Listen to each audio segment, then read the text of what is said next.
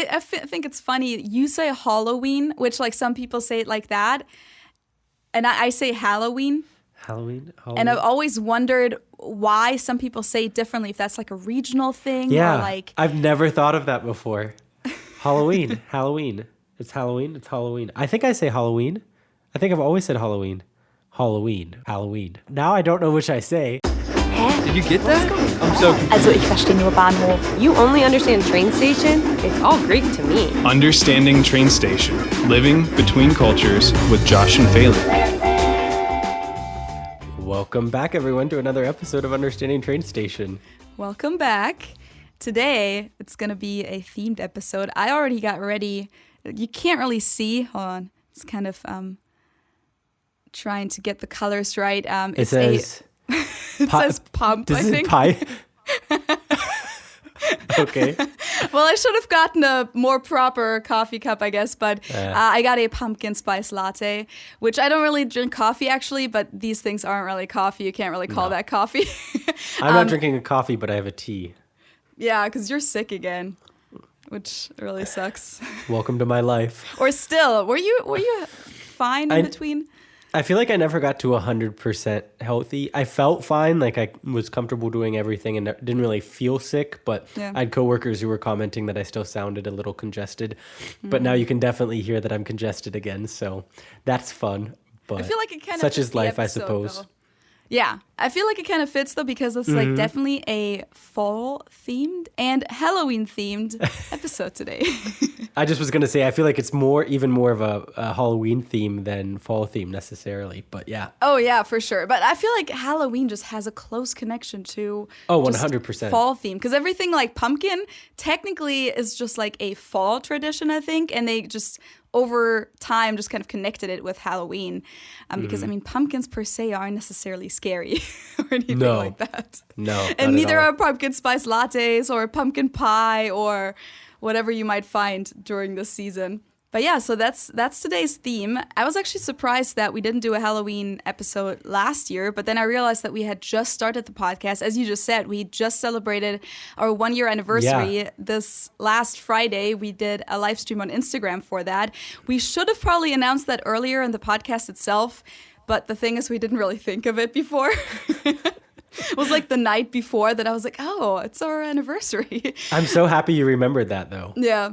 That was like a big date last year. So I was like, wait, October 22nd? That kind of rings a bell. Yeah. So yeah, we did a live stream. I remember how for cool that was too. I mean, we didn't really talk about this much in the live stream, but I remember like we were at your house when we launched the first episode, I think. Yeah. In the channel. And then I remember I went to get some food close by to where you live. And then I came back and like we already had a whole bunch of subscribers and we were so excited. That was a really fun time. Yeah, that was really cool. But I think because of that, we didn't really just want to start the podcast with a Halloween episode, so we never really talked about Halloween. I did do a video on Halloween on my channel last year, so it's just like a 10-minute kind of summarized video. So if you guys want to check that out, I'm going to link it somewhere down below in the YouTube description or like up here in the little eye. If you're listening on audio streams, then you can just find the link in the show notes. But we'll probably like kind of repeat all of those things today as well. Oh, I'm sure we will. Also, you may notice in my background, if you're watching on YouTube, I finally got some light bulbs, which I was so excited about. Then I came home, like I talked to the lady at the store, like got her advice on which type of light bulb I should get. And I was just like, okay, great. I'm all set. I just have to go home and put them in. And I put them in and I turn on the light and they all flash really bright and then go really, really, really like out basically. So okay. I don't think I broke them because now when I turn them on, it still does that. It'll flash really bright and then get really dim. And you can see that they're on, but they're very, very light. So if there are any electrical people out there who are listening to us, I'd be happy for some advice on what I could do besides just take the light bulbs back. Because they're kind of cool light bulbs too. They're not your like just standard white light bulbs. So I was excited about them and then now they don't work. Yeah, they are. Okay. Interesting. I've never seen that happening. That kind of fits the theme also because that sounds kind of creepy. Exactly. So I was excited about that. But now I just have my standing light, if you will, that is lighting up the room. Yeah, it's getting dark so early now. Oh, it's horrible. And we're just about to have the time change this coming weekend as well. Oh, here yeah. You guys do. in We Germany. don't yet. Yeah. That's always funny because there is always, I think in the spring, there's a 2-week difference between the time change in Germany and the US. And then in the fall, it's 1 week, I believe. I remember we've had this discussion before. For whatever reason, I think in my brain it was 1 week both times, but I don't know. It's definitely not. Because last time it happened, I was like, see, I knew it was 2 weeks. I didn't say that to you. I just said that to myself. But yeah, so we have the time change. So it's going to get, let's see, you fall forward. So it's going to get even darker earlier. Yeah. Which is not going to be fun. No. But such is life. C'est la vie. Which I can say now thanks to the fact that I took another class with Lingoda. Congratulations. Thank you.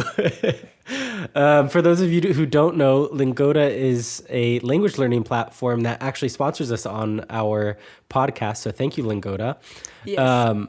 In the past couple episodes, we've been talking about the Lingoda Sprint and the Super Sprint that was going on, or currently actually is going on, but the sign-up period for that is now over. However, that doesn't mean that you can't continue to take classes with Lingoda and sign up to keep learning and maybe even see me in one of your French classes. Essentially, there are two options which you can sign up for to continue learning with Lingoda outside of the Sprint.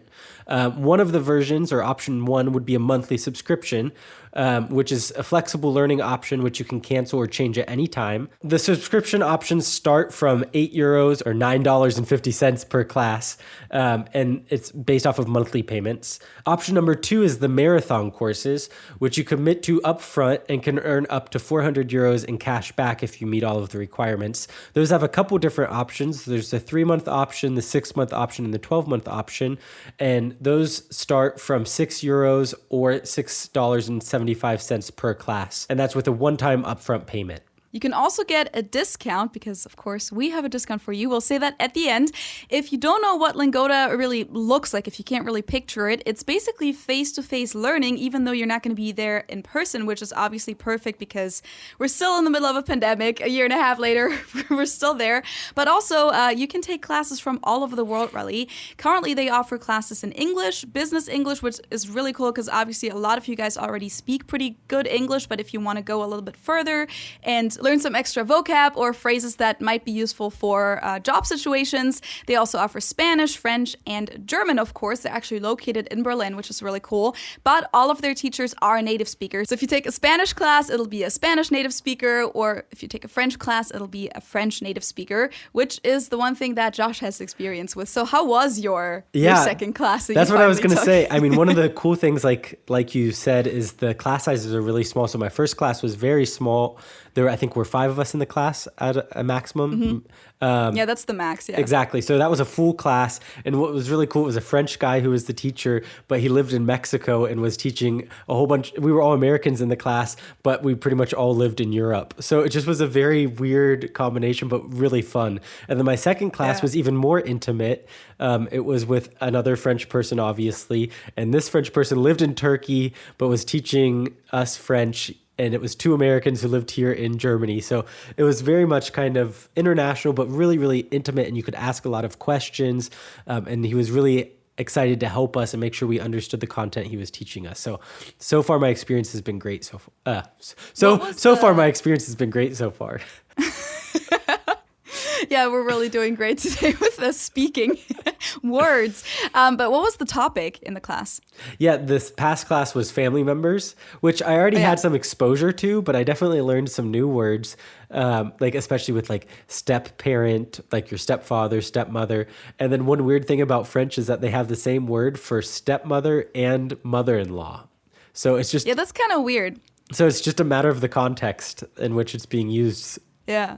And that was something that was really interesting for me to learn, and obviously helped to speak with a native speaker about it and learn from that. And one thing that was really cool then was right after I was done with my course, I was able to go and then talk to my French roommate a little and practice some of the stuff that I had learned.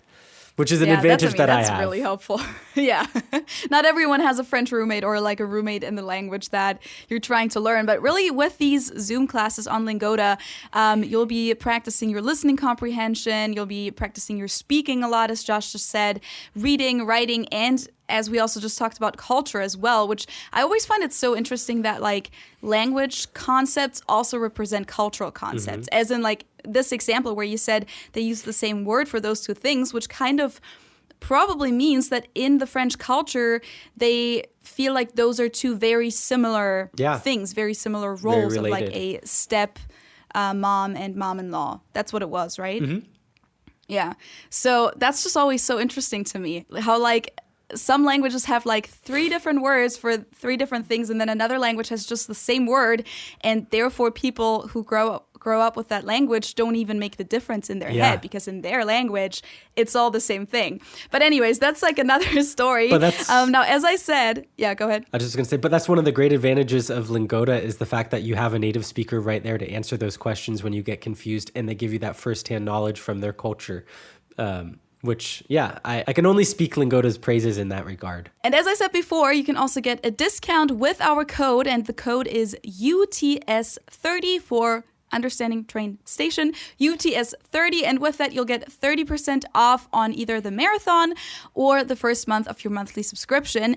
And for the marathon, you can actually, in addition to that, also get cashback rewards, just like for the sprint. So just look into that, because that's definitely also a really, really good additional motivation for making sure that you actually commit to your language learning progress, which is really, really important if you actually want to, become fluent in the language. But sometimes, as we all know, life gets in the way and it's just tricky to actually follow through with it. But with these like cashback rewards, that might be just the extra little piece of motivation that you might need. So again, the code is UTS30, and the code is also in the show notes and in the description box below on YouTube. Just click on that code and sign up. Have fun.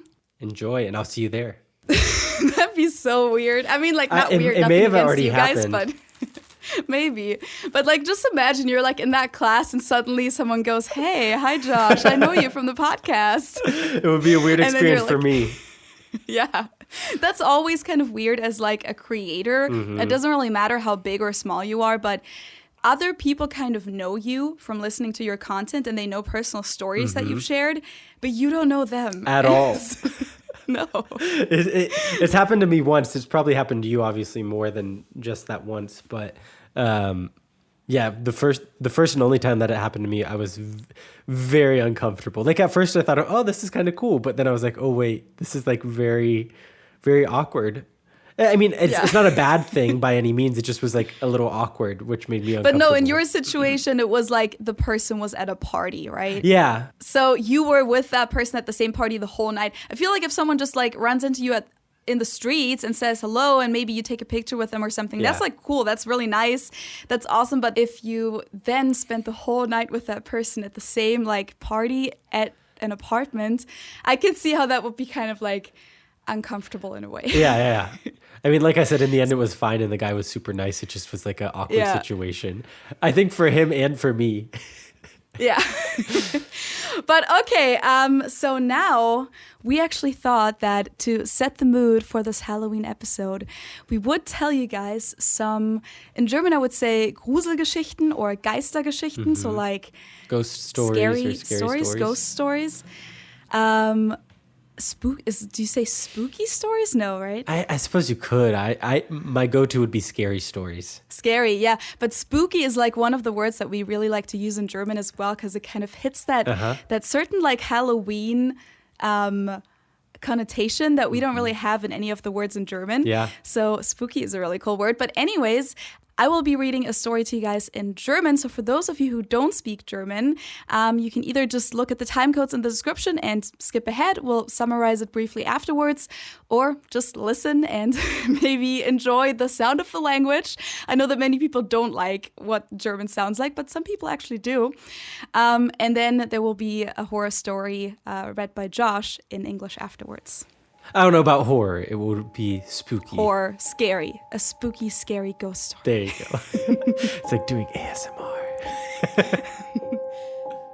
Okay, also ab jetzt auf Deutsch kurz.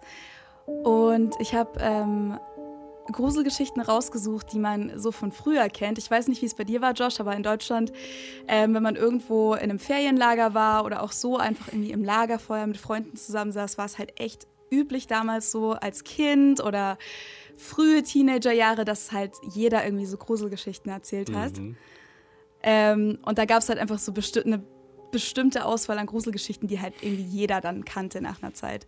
Also so Klassiker. Gab es das bei euch auch? Ja, das ist eine gute Frage. Ich glaube eher nicht. Also es kann sein, dass dass halt mein Freundeskreis ein bisschen anders war, aber eher nicht. Aber so nicht im Summercamp oder sowas? Doch, also dass man neben dem Lagerfeuer saß und solche Geschichten erzählt hat, auf jeden Fall, aber dass es so Standardgeschichten gibt, eher nicht. Also in meinem Fall musste ich dann ein bisschen auf Reddit suchen, um lustige Geschichten zu finden. Okay, also die erste Geschichte, die ich jetzt erzähle, wir werden nämlich am Ende auch noch mal eine erzählen, ist auf jeden Fall eine von denen, die wahrscheinlich viele Leute von euch schon mal gehört haben. Ich habe mir jetzt keine von den super krassen ausgesucht, weil es gibt auch echt ein paar, die sind ziemlich heftig. Es ist immer noch ganz schön heftig, aber man weiß halt auch irgendwie, dass das so nicht stattgefunden hat, deswegen ist es dann nicht ganz so schlimm. Also, die Geschichte heißt Schwarze Rosen. Die Mutter einer 4-köpfigen Familie kauft jeden Morgen im Blumenladen für jedes Familienmitglied eine Rose. Eines Tages ist aber die Verkäuferin verschwunden und ein seltsamer Mann steht hinter dem Tresen.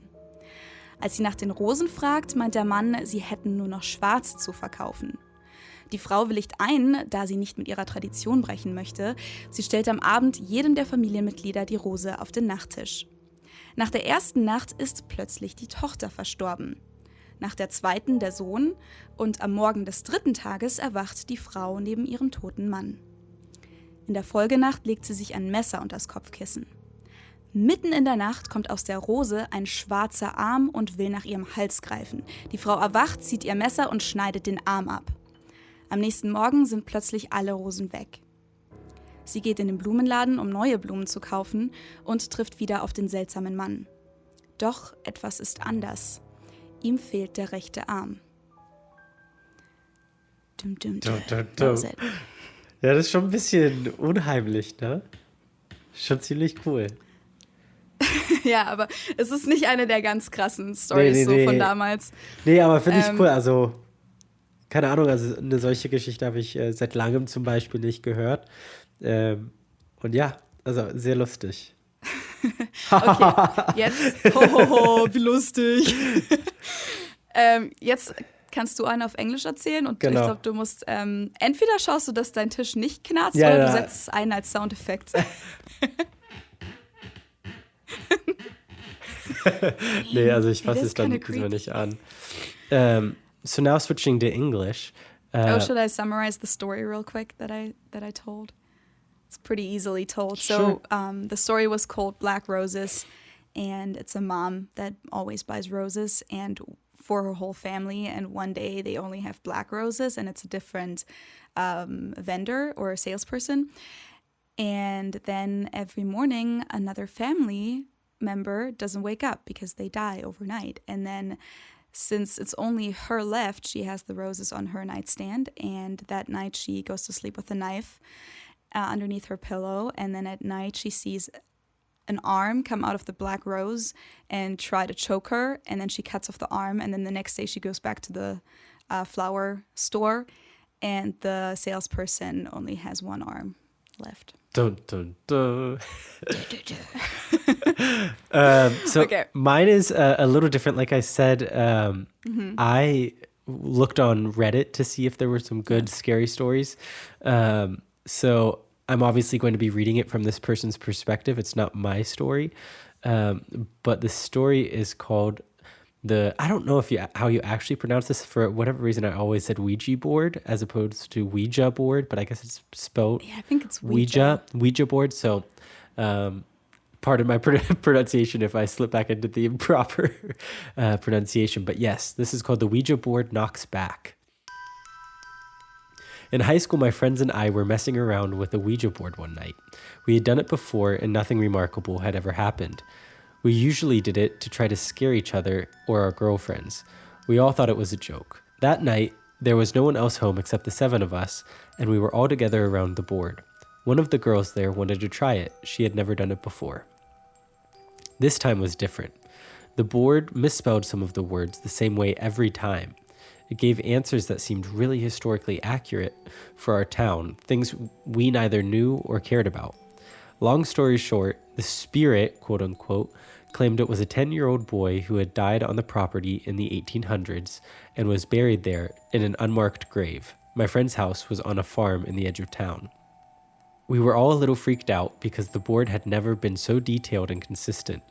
However, we were still skeptical, and we were all assuming one of our friends was trying to scare us. Finally, my friend asked if the spirit could do something to prove he was there with us. It went to yes, and then spelled out K-N-O-C-K, knock. Then the planchette stopped moving. We all stared at it silently, and then there was a rap, rap, rap on the window right next to us. The lights were on outside, and there was absolutely no one there. We never touched that effing board again. That's it? That's it.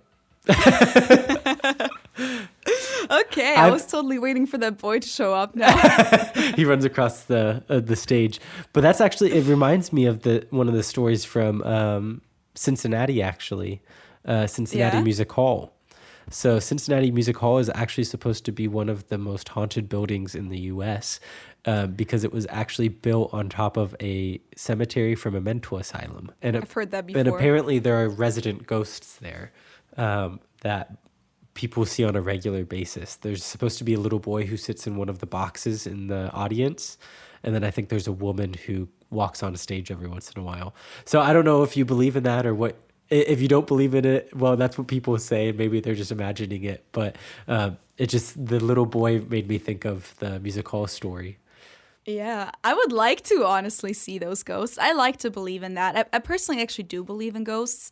And I'm like not sure if I've seen ghosts as a kid because I have memories of like really weird things that I saw at my house as a kid. Yeah. But it's like looking back, it's kind of hard to know whether I just imagined it or if it was even a dream. Exactly. Or if I actually saw something. Because I feel like if anything, if those things are real, which I personally like to believe, I would think that kids and animals and more like innocent creatures are more perceptive for those kinds of things. Yeah. So yeah, I have like one memory where like if that was real, that would be kind of freaky. Where like I was sleeping in my parents' bedroom, and then in my memory I woke up. So maybe I actually woke up, or I dreamed that I was waking up, which is also a thing, right? And I woke up, and then I saw a woman, kind of dressed in like very old-fashioned clothing, walk through the bedroom with like a stroller and a kid, I think, walking next to her, if I remember correctly. And it looked like, you know, out of, I don't even know, like maybe the 19th or 18th century or something like that. And so either I had just seen something like that on TV, or it looked like a doll that I had seen somewhere. I don't know. But I remember that to this day, and I must have been like 3 or something like that before. I mean, I definitely... I try to stay open and believe that I think those type of things definitely could exist. And I have had a few experiences myself where I feel like I've seen things, but who knows? Yeah. Like you said, maybe it's just something that like I imagined, but also with like the kids being more perceptive, that's one of the like kind of the story with Cincinnati Music Hall. If you look it up on the internet, you'll find like a couple of stories about them. And there was one story of a dad and his child. I think it was just the two of them. I think it was one of the caretakers was the dad of the property, and his son was there. And his son points up at one of the boxes and says, "Dad, who's that boy waving at us?" And his dad looks and doesn't see anyone. And he says, "Who are you talking about?" And he says, "That boy right there. You don't see him?" So yeah, I don't know. It's a little creepy, but who knows if it's real or not. But yeah, those are our two stories to get us in the mood for Halloween, and I definitely am now in the mood. I think so. Yeah, me too. And I mean, Halloween weekend is now coming up. When this episode comes out, it's Thursday, which means that here in the US, it's about to be crazy. It's already crazy, actually. That's like the first thing that I wanted to mention in regards to this topic is that Americans are crazy about Halloween. And if you thought you already knew just from like seeing it on media, you don't know until you get here. But it's insane. That's one thing that interests me, Feli, is because me having grown up with it. I mean, you say they get crazy about it, but for me, it's just normal. What do you think Americans do that is particularly crazy around Halloween? So it's just, I mean, Americans are very intense with all of their holidays. So that's a thing for other holidays as well. But basically, as soon as October 1st hits, even like end of September for some people, you'll just see the Halloween decorations pop up everywhere. And if you guys have seen like the crazy decorated Christmas houses on YouTube and stuff that go like all out, that have the kind of timed light shows and stuff on their houses, that have Santa on the roof and everything's full of reindeers and stuff like that. You can kind of picture that for Halloween with a lot of the houses. Not every house, but basically you'll see Halloween decoration pretty much on every other house. And then some houses are insane, where like the whole front yard is just full. They have like a whole collection of blow up decoration and tombstones and like spider webs, everything that you can just imagine hung up all over their house. So that's one thing. And also at the stores, it's super present too. Sorry, what did you want to say? Just about that real quick. I mean, I had one neighbor who really used to always go all out, and he like basically built a whole graveyard in his front yard. Yeah. And then I remember like it was really fitting with the fall time too, because at this point people were raking up their leaves from the leaves that have fallen from the trees. And he had like these I remember he had these big orange bags that he would fill with the leaves, and then he turned them into spiders.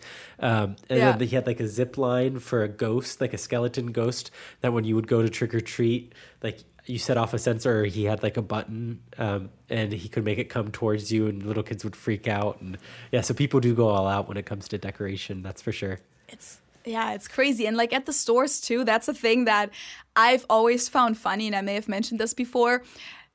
The stores will be full of Halloween decoration and costumes and pumpkin carving kits and everything that you can just think of. Also, probably even starting in September already. And what I find funny about that is that a lot of the stores here have like kind of a decoration aisle, whether it's Target or Kroger, also really any kind of store. And that decoration aisle just seems to never not have a purpose. I feel like Americans always have a purpose for that. So basically, right after Halloween, it'll go into Thanksgiving kind of, and then like / Christmas basically right away. So it'll be kind of just holiday decoration right after, and that will go on for like over a month. Then that will usually change right into, I feel like, Valentine's Day already. I don't know what they do in January, honestly. I have to pay attention to that, but I feel like mid-January they turn everything to Valentine's Day stuff.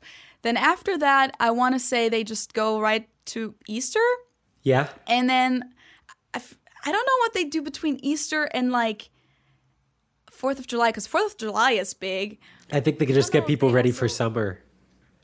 Yeah, maybe summer stuff. Maybe they do like Memorial Day stuff also. Yeah. Which would probably also just be kind of patriotic.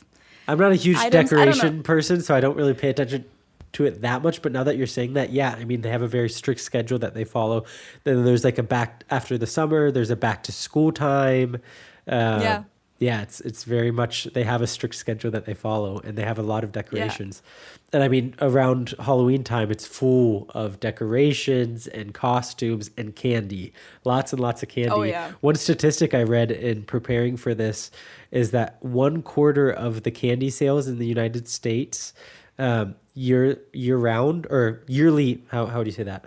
1/4 of the annual candy sales in the US comes strictly from Halloween. That's insane. I mean, I can see that it would be a lot, but 1/4 is a lot. I mean, they do have like these crazy sales also for the candy. They'll have like the big packs, like mixed packs and stuff like that. All the candy will be on sale. So like it kind of makes sense, even though actually if you want to stock up just on candy for yourself, then you should wait until after Halloween, because then a lot of that stuff will be on sale even more. But yeah, a lot of families actually do get these like huge buckets full of candy to give out to the kids, because trick-or-treating is a very big thing here. But one of the like main things that just baffles me every single year. I mean, I'm kind of getting used to it now, but it's just that Americans like to celebrate things for so long. Like, people set up their Christmas trees super early, and it's the same with Halloween. As I said, as soon as it's October 1st, people kind of like to celebrate Halloween for a whole month. And that's just this kind of like extreme mentality that we don't really have in Germany. Like, we don't celebrate things for a whole month very often. I mean, we do kind of do it with Christmas, but we talked about it in the Christmas episode. We don't really set up the tree until like shortly before Christmas, or my family, we set it up on Christmas Eve, for example. So it's always baffling to me how this goes on for so long. Yeah. I feel like at least in my neighborhood or in my family, we didn't really draw it out too much, but like it would be a big fall celebration, which then culminates in Halloween. Well, I say culminates, but that's not necessarily even true because then you have Thanksgiving as well. But yeah, it's definitely like the introduction into the fall season with Halloween. Yeah. I think it's funny. You say Halloween, which like some people say it like that. And I say Halloween. Halloween. And I've always wondered why some people say it differently, if that's like a regional thing. Yeah, or like... I've never thought of that before. Halloween. Halloween. It's Halloween. It's Halloween. I think I say Halloween. I think I've always said Halloween. Well, I mean, this is a good opportunity for us to talk as well where the name comes from or where the holiday even comes from. Because that's the connection. Exactly. And I think that might be why I say it that way. So Halloween originally comes from a Celtic celebration in which came from then like the British Isles in northern France, which was then kind of mixed with the Roman traditions, and then the Pope kind of tried to make it a Christianized holiday by combining it with... Yeah, they really like, the Catholic churches came in and like tried to take all these like already existing traditions and pagan rituals and stuff like that and like kind of combine it with their make like Catholic holidays. Make like an amalgamation of the two. So the Catholic holiday, which actually is a holiday here, at least in Bavaria, I don't know about the rest of Germany, Allerheiligen, which is on the 1st of November, in English is All Saints Day. But another word for saint, which is an old word, is hallow. So, or hollow. So like all, how would you say it? I think it's All Hallows Day, and then there's All Hallows Eve, I believe. So All Hallows Eve or All Hallows Eve, now I don't know which I say, is obviously the day then before All Saints Day. And then it just got shortened over the years to become Halloween or Halloween, whichever you say. Am I the only one that you've noticed that says Halloween, or do other people say it too? No. Other people say it too, even though I'm not quite sure if I can think of anyone personally right now, but I've been watching a lot of Modern Family recently. And for those of you who know the show Modern Family, it's like a comedy show. And on that show, the character of Cam also always says Halloween. And he says this very significantly, so you can just clearly hear the difference between him saying it and everyone else on the show saying it. Yeah, well, I mean, maybe for the Germans or non-native English speakers who are listening, the word I would actually, the weird thing is I would normally say hallow, is a word for like something sacred. So like you could say these hallowed halls. So these sacred halls of, I don't know, like a church, for example, or some sort of institution. So yeah, I don't know. That's weird. I just was thinking it's weird that I say hallow, but I say Halloween. I personally just always thought that was interesting. And also I personally kind of feel like the way that you say it makes it seem even more like special. Like it makes it sound cooler almost. It's like... That's why I say it that way. I don't know. I don't want to say it's pretentious because it's not in a negative way, but it's like, it sounds intellectual. Halloween. It's perfectly fitting to me. Now I'm gonna now I'm gonna be so self-conscious about the way I say that. It's the same thing with Thanksgiving. Some people say Thanksgiving, and some people say Thanksgiving. Oh, really? I've never heard the second version. Yeah, I think it's more of a Southern thing to say Thanksgiving. Thanksgiving. Yeah. Huh. Interesting. Yes. I only know people saying Thanksgiving. But anyways, so yeah, for me as a German coming to the US, it's definitely like just extremely present. But I wanted to kind of give you the chance to talk about it because you're the American, you grew up with this. So like, what do you connect with Halloween? What comes up? What does Halloween season mean to you? Halloween season to me, Halloween, definitely. The first thing that came to mind was actually a picture that I have with my mom from preschool. So we had like a day where our parents came to preschool and we would carve pumpkins. And that's something that we also did at home, or jack-o'-lanterns. We would make jack-o'-lanterns. Which are just basically the carved pumpkins where you just put the face in it, right? Yeah, it doesn't have to be a face. Traditionally, you would make a face in it. But for me, a jack-o'-lantern is just a carved pumpkin with a light in it. Okay, for some reason, I always thought that term is specifically for those with the face. I guess I must have just understood that wrong. It could be that I'm wrong too. I don't really know, but that's just my general perception of when I hear jack-o'-lantern. No, you're probably right. I just always, I don't know, for some reason, just made that connection there. But yeah, I mean, that's like what, if we think of a carved pumpkin in Germany, I think that's what we think of anyways, with the light inside. Yeah, exactly. Yeah. But like I remember like cutting open the top and taking out all of the seeds. Like that's just very much like Halloween time for me. And then besides that, like it's something that mostly children celebrate in the US, and then adults enjoy celebrating it. Like, I should say, there are obviously very different traditions. So as a child, you really enjoy it for getting dressed up and then going with your friends throughout the neighborhood and getting all of this candy, and then coming home and fighting over seeing who got the best candy. And then you try to trade with your friends and say, well, I'll give you this. I don't like, for example, peanut butter, so I mean, I do like peanut butter, but I'll get all of your gummy candy if you give me all of your peanut butter. So all of this bartering takes place, which is really fun as a child. And we actually did that with our exchange student when we had him here, or in the US, even though we were in high school, which is kind of questionable of if you should still go trick-or-treating when you're in high school, but we went with him so he could get that experience as well. So that's kind of like the younger years, and there's I'd say like your preteens is kind of the cutoff when it's acceptable to still go trick-or-treating, which is going door to door and requesting or trying to get candy from your neighbors, basically. Then like in your later years, there are more Halloween parties, like your later teenage years, and then throughout your college years, very much, and young adults, very much college parties or just parties in general where you get together with your friends and just have a nice time. Everyone dresses up. Sometimes there are best costume contests that take place. It's really fun. And then in your later years, when you tend to have like families or kids, you go with your kids then trick-or-treating. Or if you don't have kids, or even if you do, people tend to sit in front of their houses, and a lot of people will set up like a bonfire for the evening, and then they pass out candy to the kids. So it's fun because there's always something for you to do with friends on Halloween. I feel like I also see a lot of people, college students at least, and I also know like high school students, go to school in their costumes and things like that, or even like go to like Chipotle, for example. I think always has a special where if you show up to the restaurant in a costume, you get the meal for free or get a discount or something. Yeah. I don't know if it was still, or if they still do that at Chipotle, but yeah, I remember like one year if you had like, I think it was if you had foil in your costume, then you got some sort of discount. Or I know one year I got a free burrito because I showed up in some costume. Yeah. But yeah, and you're also right with school. Like schools will have like a day where you can dress up and come to class in your Halloween costume. So yeah, that's really cool. I also know that just at the bars, I mean, it's not just a thing that stops at college. I guess it kind of depends on like what your friend circle is like as an adult. But I mean, I'm 27 now, and I'm going to 2 Halloween parties this weekend. Yeah.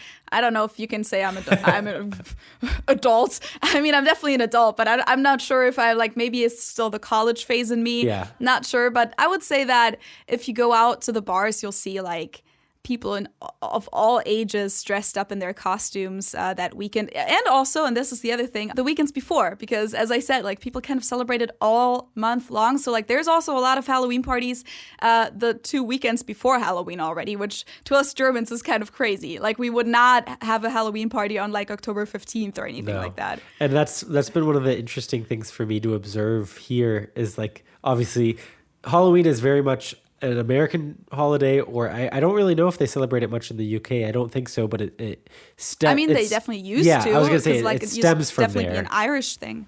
Yeah. It definitely stems from like I said, the British Isles. But for me, obviously, it's very much at least an English speaking thing. We'll say that.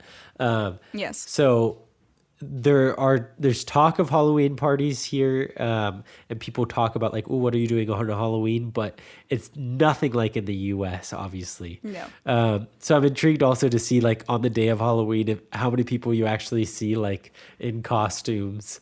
I'm guessing not too many, but mostly college students probably going to college parties that are trying to be like, do the cool thing of celebrating Halloween even though you're in Yeah. Germany. Yeah. So like a few other things before we talk about Germany a little bit more, because like I can kind of tell you a few stories about that. Few things that I also mentioned in the podcast already that I feel like have to do with like this whole season is like the pumpkin patches in the US also. As you said, the carving the pumpkins, of course, as well. But before that, in some cases, you might go to like one of those farms and then it has like this whole fall theme. So you harvest your pumpkins. In a lot of cases, they also have like the hay rice that we talked about, apple cider, or like other kind of treats that they make at the farm. So like all of those things kind of, I really enjoy that. Like they kind of give me this really nice fall feeling. And I feel like in Germany, and I think this is because we don't really celebrate Halloween, we also don't really celebrate the fall like that. Just because I feel like we don't really have an occasion. Like we enjoy the fall, but we don't have any major fall traditions except for like collecting chestnuts and stuff like that. But that's more like you do that with your kids to keep them occupied and because it's fun, but we don't really have any events going on. Yeah. And I find that sad. And that's one thing, and I think I mentioned this in the podcast before as well, like that I miss is those seasonal holidays or seasonal like events that you do. And I was just talking to my dad today, and my family is my family does an annual fall outing together. So we all would get together and go to a pumpkin patch, eat apple fritters, drink apple cider, go get pumpkins, take a hayride.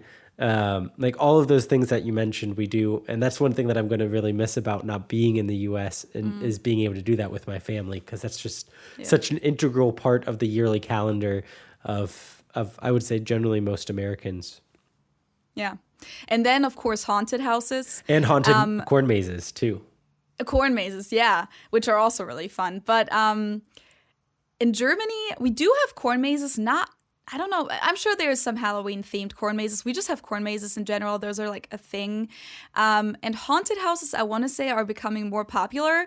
But the traditional thing in Germany, all year round, really, are Geisterbahnen. Yeah. So ghost rides are the traditional version of haunted houses in Germany, I would say. Because I feel like I haven't really seen a lot of Geisterbahnen in the US, if any. I'm not quite sure.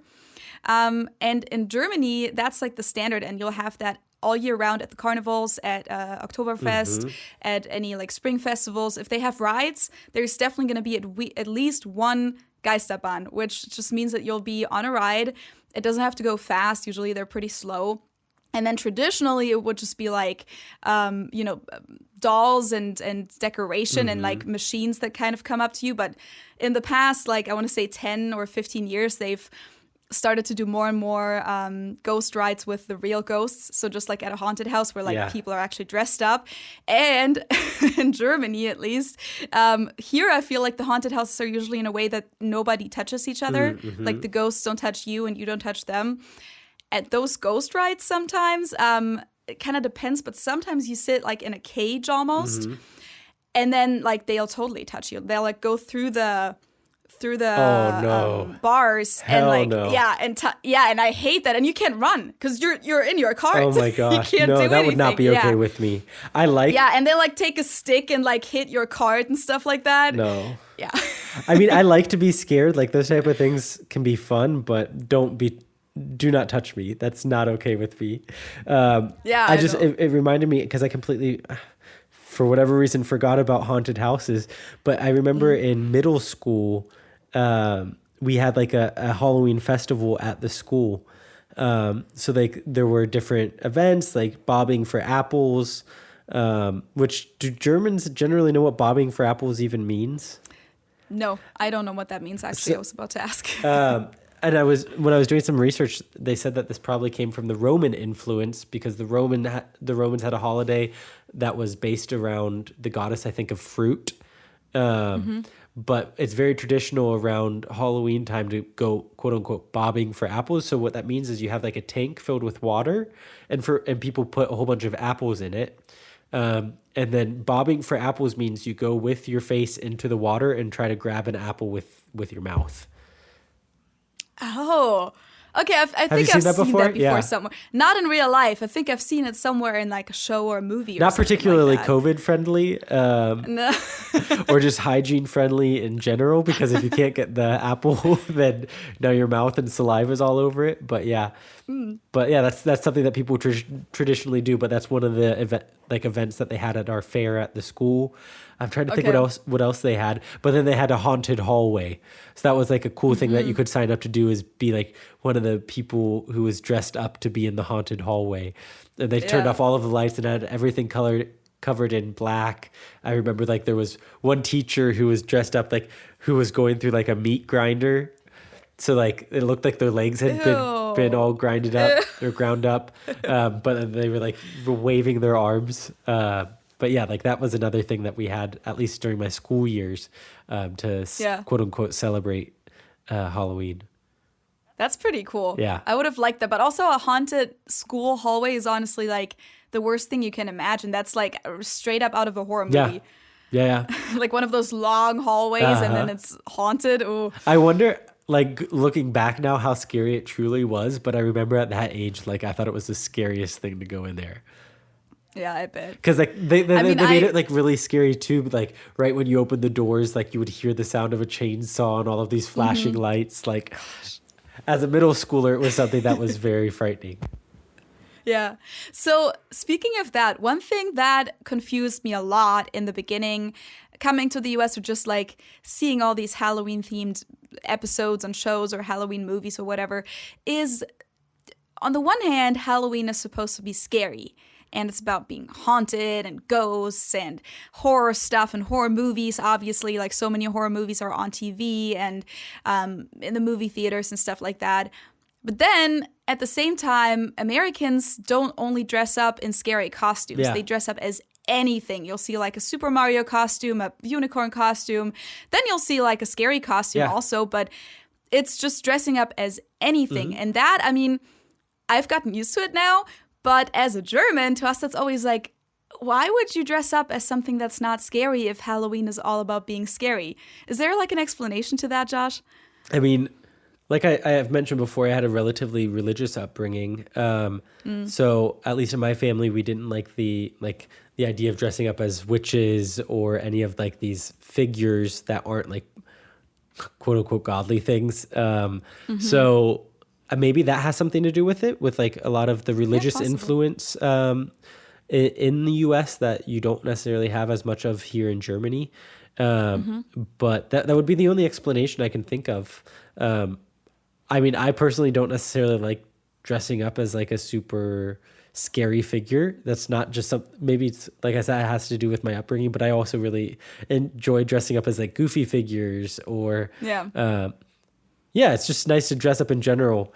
But a real reason behind why it is, I think it would mostly be religious influence and people not wanting to dress up as something that's scary to children, especially too. I think more of the scary outfits, you'll get them with children as well. But like the really scary stuff with all of like the intense paint and blood, I feel like is something that's more for older kids into young adults. But I don't know, maybe that's just my perception. So let us know in the comments if you guys have an explanation for that as well, or just send us your explanation for why that might be. I mean, another guess of mine would be that, at least compared to Germany and other parts of Europe, we have Carnival, right? Carnival, Fasching. And so that's the time of the year when we dress up as anything. And so for us, it doesn't really make sense to have a second holiday where we just dress up as anything. Like Halloween is basically a themed carnival in a way. So like for that, you don't just dress up as anything, you have to dress up scary.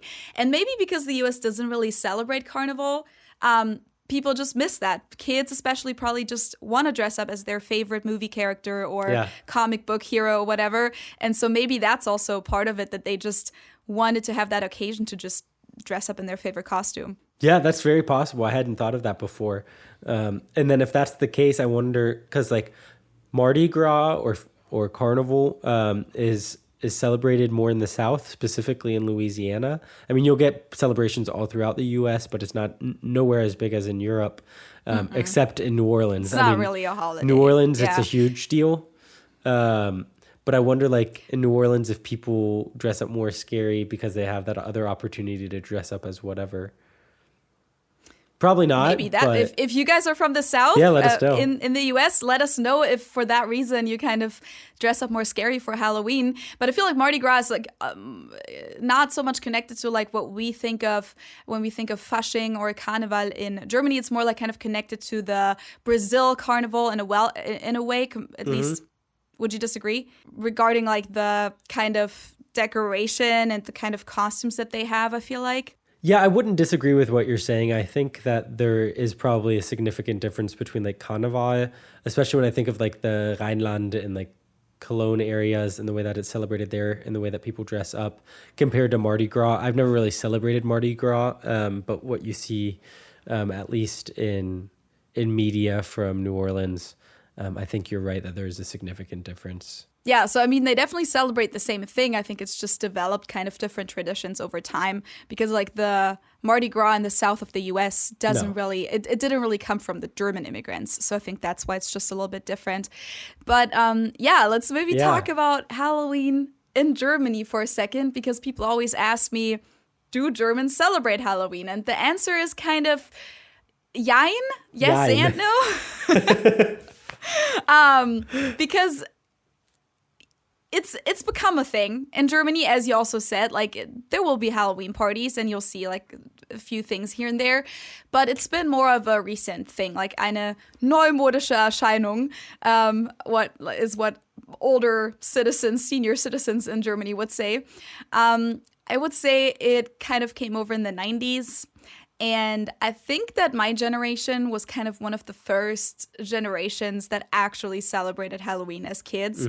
So I know that in my neighborhood that I grew up in, we were like one of the first kids that started trick-or-treating. And I had one girl in my class in elementary school. I think her parents used to live in the US, or like the dad had like close connections to the US and celebrated American culture, and they always had Halloween parties. And I think it was like in the second or third grade or something like that I went to my very first Halloween party at their place. And I'm pretty sure that my parents didn't really know what Halloween was at the time, and it just said like dress up scary or something like that. Or I don't even remember if we actually dressed up. I know that we went there and they had like Halloween themed like food, like the hot dogs with the like almond slices as fingernails, kind of like fingers, and then ketchup as like bloody fingers. Have you seen that before? No, I haven't. Maybe that's a German thing, but at most Halloween parties you find like Halloween themed food like that looks scary. But basically, me and my brother and one of my neighbors, we would like start going trick-or-treating, and we would do it like on actual Halloween. And there wasn't like a lot of Halloween decoration. Actually, there was probably like no Halloween decoration anywhere, maybe like one or two carved pumpkins or something. And a lot of the houses that we would knock on or at? Doors that we would knock on, houses that we would knock at, I think. Oh, really? Okay, so I kind of said it right the first time. Most of the houses that we went to, the people were completely lost as to what we were doing there. So, first of all, the German translation of trick or treat is Süßes oder Saures. So you say sweet or sour. Which like sour is kind of like refers to the trick, so like something that's uncomfortable basically, which like the history of Halloween is kind of that there was a time when people would prank each other a lot, so that's where that comes from. And I think then like it was mainly teenagers or younger people that pranked others in the neighborhood back in the day. And then the tradition with the candy, I think, started because people got so annoyed by it, because they wouldn't just prank each other. They would actually destroy stuff in other people's houses and stuff. And they would basically try and pay these people off with candy and be like, hey, if we give you candy, can you not prank us, kind of. So I think that's where it comes from. And so in German, you say Süßes oder Saures. But if you don't know what that means as a German, you're like, huh? What do you mean? What's up? And like a lot of the houses that we would... Yeah, a lot of the houses were like, what is this? And we'd be like, oh, it's Halloween. And they'd be like, what is Halloween? What do you want here? And that always sucked for us because we were all dressed up. We had our little bags or whatever like with us to collect our candy. And then half of the places didn't even know what was going on. A lot of them actually got mad also. Really? Especially older people. Yeah, they'd be like, what is this? Like, as I said, neumodischer Scheiß, like this new tradition. Is this like one of those American things? Wow. You know, or they'd be all like, oh, you're just going around collecting candy. That's not a tradition. Like, that's just unhealthy. And so over the years... But over the years, more and more houses knew about like people doing this because other kids started doing it too, and they would hang up like signs saying we're not participating in this, and they would usually kind of phrase it in a like rude way, like we're not participating in this bullshit, or don't ring the doorbell here, move on. Or they would like just not even be home, turn their lights off and stuff like that. Oh man. So let's just say it's been a bumpy road celebrating Halloween in the like early 2000s in Germany. That's why you moved to the US, so you could celebrate Halloween properly. I could finally collect my candy. Yeah. No, that was going to be one of my questions with your Halloween, like with the trick-or-treating here in Germany. At least in my neighborhood, you always knew who you could ring the doorbell at because they would have their light on outside. If they didn't want you to, if they weren't participating, they would just turn off their light and you wouldn't go knock and you would leave it alone for the most part, unless you wanted to just be a jerk preteen and go around and ring people's doorbells that didn't want to be bothered. But yeah, how I guess it was just you went to every door and taught people what Halloween was. Unless, like, if people had the sign up that they weren't participating, or you just like remembered from last year that they are not happy with that tradition. But no, I feel like a lot of lights outside of German houses have like the movement sensor. The motion sensor. Oh my God. Words, Feli. And so I don't think they would be able to do that because the light will go on either way. And no, I mean, at least like back in the day when I was a kid, that had not been an established thing. But I would guess that probably over time, these German neighborhoods have kind of developed their own system as well, because I know that kids have been doing this more and more every year. So because they see it in American media, you know, they want to do it too. They see it in all these shows that they watch. They see it in movies. They just grow up with this tradition of Halloween, and then they're like, why can't I celebrate Halloween? Like, why don't we do this? Obviously, for kids, it's like super tempting. You can go around and collect candy. Yeah, of course. I have to say though, like a lot of like the Germans I know from specifically like a little further out, not in the city, they're pretty anti-Halloween. They're like, no, my kid doesn't need he eats enough candy all year round. He doesn't need another opportunity to go, and I'm not bothering my neighbors with that. And it's not even German, blah, blah, blah, blah, blah. And yeah. So I feel like you get that's basically what I've been saying. Yeah. So you get a pretty mixed reaction when it comes to Halloween here, even nowadays. Yeah. No, I just think that definitely it's become more normal, but that is still a thing that people are kind of opposed to this new tradition, especially since I think they just don't really see a lot of sense behind it, especially as parents. But yeah, besides that, there was definitely no dressing up in schools or anything like that, because as I said, that's Fasching for us. Like in Munich, we call it Fasching. In other parts of Germany, they call it Fastnacht or Carnival. But that's usually around February or January, and that is a big thing. In Bavaria, we even have a whole week of school break for that. Yeah. There's holidays. It's this huge thing. So like for that, we dress up for school. We go everywhere to these parties and dress up. For Halloween, we usually dressed up for like that one night, so Halloween night, to go trick-or-treating. And then later on there would be like those parties, as you said, also like student parties, college parties, and high school, just to like have a cool theme, to drink, dress up in a cool costume and stuff like that. But as I said earlier, most of those costumes would then be very scary. And if you go to the stores in Germany around that time, all you'll find, if anything, it's like scary stuff. So like you won't find just regular costumes during that time. I want to say that that's really all I can share about Halloween. I mean, I also would go to like club events later on when I was older. So like at nightclubs to party. So they would usually have something. But even there, some people would just have like a spider web on their cheek, and that's their costume. And you're like, come on. A little more effort, people. Couldn't even, just dress up for one night. I have to It's say fun. that sounds like one of my type of costumes, though, because I'm not the biggest into dressing up. So I normally go for the easy costumes, like a onesie. so putting a little spider web on my cheek would be sufficient for me. But yeah, I agree. You have to do a little more. I just love how in the US, like, people do these group costumes and couples costumes, and they put so much thought into it. Many people make their costumes themselves. They much work. They plan it for months and for weeks. And I'm not saying I want to do that necessarily. Yeah. I will say I have a cool costume this year, but I like seeing that. I think it's so much fun to go to a party and everyone has a really cool, thought out costume. Yeah, no, it's definitely a cool thing. I like the effort. The Preis-Leistungsverhältnis for me is not quite there, but at the same time, how do you say that in English? There's no equivalent. It's just not worth it. It's such a German concept. Exactly. The cost benefit analysis at the end of the day it doesn't quite work for me to go all out, but it's definitely something that I appreciate. Like, wow, they really put some effort into their costume, and it is fun to see what people come up with, what ideas. And like, I know, for example, there are going to be a ton of Squid Game costumes this year, for example. So it's always fun then looking back at the previous years. That helps you remember like what were like the popular things in media and just in pop culture that year based off of the costumes that people wear. Yeah. 100%.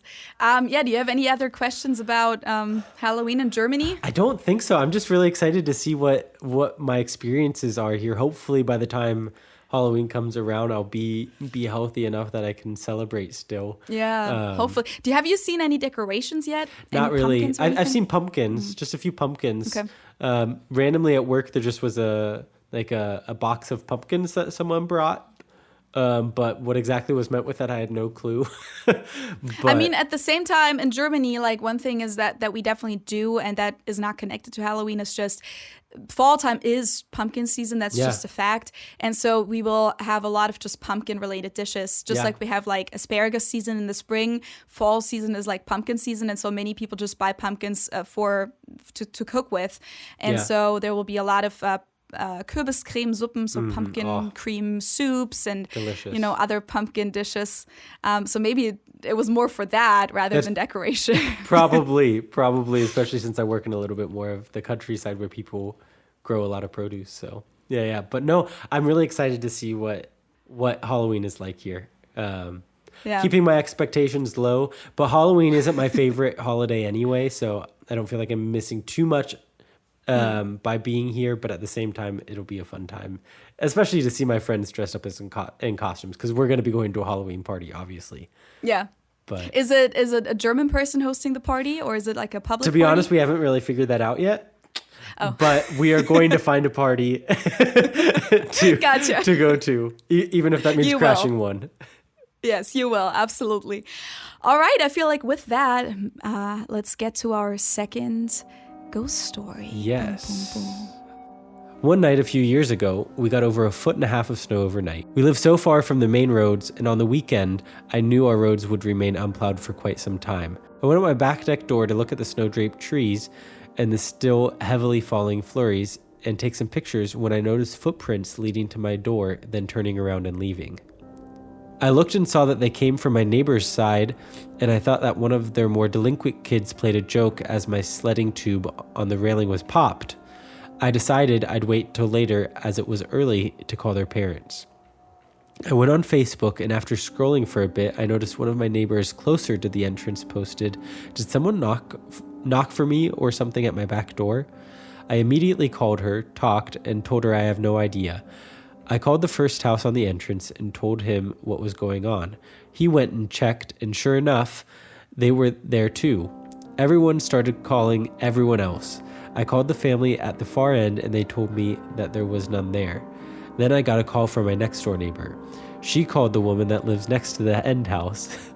She said that there were footprints that led to her door, but none that led away. We already called the police by this point, but we called them back and said it's an emergency. They told us the roads are still all unplowed and they can't send a plow truck to clear the way as they are a privately owned company. The woman was losing it, so one of the husbands, a huge bear of a man, across the road from her texted her to say he was coming over to invite her over. He came and she left. We put up one of the guy's live feed motion cam facing all of the exits. Nothing came out, so they are completely observing this house right now.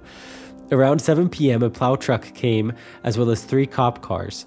The couple she was staying with and her went to her house and stood in the doorway as the police searched. They found nothing. She begged them to keep looking, so they did. 2 of the cops went into the basement again. This time, only one came up. He took her to the side room, and we could hear hysterical crying. By now, we were all out there. Me and a few of the other guys started towards the house when several police confronted us. They told us they had found someone hiding under a cover opening in the stairwell that she didn't even know existed. A few minutes later, a scruffy man, screaming and kicking, came out in cuffs and was led away. In his little camp, they found blankets she had just cleaned and put away in the room next to hers. She stayed in other people's houses for a long time before going back. Even then, she couldn't stay alone. She sold the house the next summer. That was it? I love that that's your reaction to my stories. My stories are horrible. I couldn't tell. Like, was that the end? But can you? I'm sold sorry, the house but the next summer. I mean, there's another little paragraph that it says here, but all it says is he turned out to be a thrill-seeking junkie who was on probation for assault against a family member. The cops told us that they feel like he didn't want to stay at his apartment after a fight with his roommate and drove off in his roommate's car from the county over and got stuck in the unplowed roads. And that's why you should always make sure you lock your doors. But can you imagine, like, you see these footprints coming to your house and nothing leading away, and like all of the neighbors That's scary. have that, and then the police freaking find someone in your house, in a compartment in your house that you didn't know existed? That's scary as fuck. Yeah, no, thank you. I would not want to sleep there either. But no, those are real stories, right? These Reddit people, like... Exactly. Yeah, okay. Yeah, so your stories are more of like the my made-up story- ones and more a little more mysterious. Yes, because I mean, there's also real stories, of course, in German, but these are like the stories that we would tell each other back in the day when we were like younger, and you have like your flashlight underneath your face, and so this now I'm like telling one of the creepier stories. I think most people know this story, at least if you were ever a kid in Germany, or at least like in my generation, I want to say this was a very common story. So it is called Der Hund. So again, we're going to put the time codes down below if you want to skip the German part, or just listen for like a couple minutes. Es lebte einmal eine alte Frau in einem kleinen Häuschen. Sie war schon lange verwitwet und ihre Kinder besuchten sie nur noch selten. Aber sie besaß einen Hund, den sie über alles liebte. Dieser schlief immer unter ihrem Bett und bevor die Frau einnickte, streckte sie die Hand unters Bett, damit ihr treuer Begleiter diese ablenken konnte. Auch an jenem verhängnisvollen Abend vollzog sie dieses Ritual. Doch sie konnte einfach nicht einschlafen. Von irgendwoher hörte sie ein leises Tropfgeräusch. Tropf, Tropf, Tropf. Irgendwann hatte sie genug, quälte sich ächzend aus dem Bett und machte sich auf die Suche nach der Ursache des Geräuschs. Als sie die Badezimmertür öffnete, erstarrte sie vor Schock. Ihr Hund hing tot von der Decke und aus einer klaffenden Wunde tropfte Blut auf die Badezimmerkacheln. Ihr entfuhr ein lauter Schrei und sie stürmte die Treppe hinunter, um die Polizei zu alarmieren. Als sie ihre Haustür öffnen wollte, sah sie einen angeklebten Zettel. Als sie ihn las, wich jegliche Farbe aus ihrem Gesicht. Auf dem kleinen Papierfetzen stand: Auch Mörder können Hände lecken.